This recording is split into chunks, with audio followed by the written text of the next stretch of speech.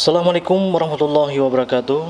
Pemirsa News Nanggro hari ini, Pengurus Dewan Kesenian Kabupaten Aceh Besar DKA ABI melakukan audiensi dengan Ketua Tim Penggerak PKK Kabupaten Aceh Besar yang juga Ketua Sanggar Seni Meligo Rahma SH di Meligo Bupati Aceh Besar Kota Janto kemarin Rabu 26 Juli 2017. Ketua Tim Penggerak PKK Aceh Besar Nyonya Rahma Mawardi Ali bersama Wakil Ketua TP PKK Nyonya Husna Husaini Awahab menyambut kunjungan Pengurus Dewan Kesenian Kabupaten Aceh Besar yang dipimpin Ketua DKA Kabupaten Aceh Besar Dr. Andes Haji Baharudin MAMM dan turut bersama Kabid Kebudayaan Dinas P dan K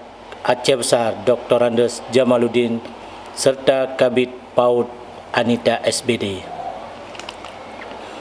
Pada kesempatan itu, Rahma berharap organisasi para seniman tersebut dapat membantu pemerintah dalam bidang kesenian sesuai dengan tupoksinya.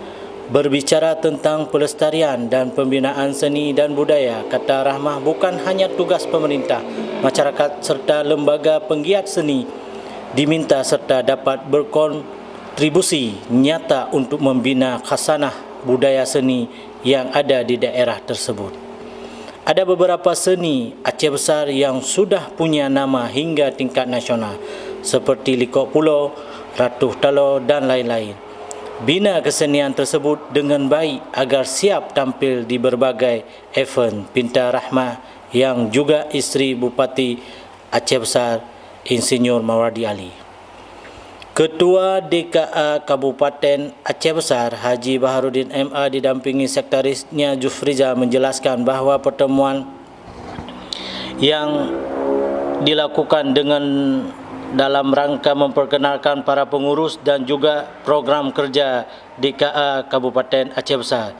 Kami memaparkan berbagai program kerja dan di depan Dewan Kesenian Kabupaten Aceh Besar dipercayakan untuk menyukseskan panggung hiburan rakyat dalam rangka HUT RI ke-72 di Kota Janto.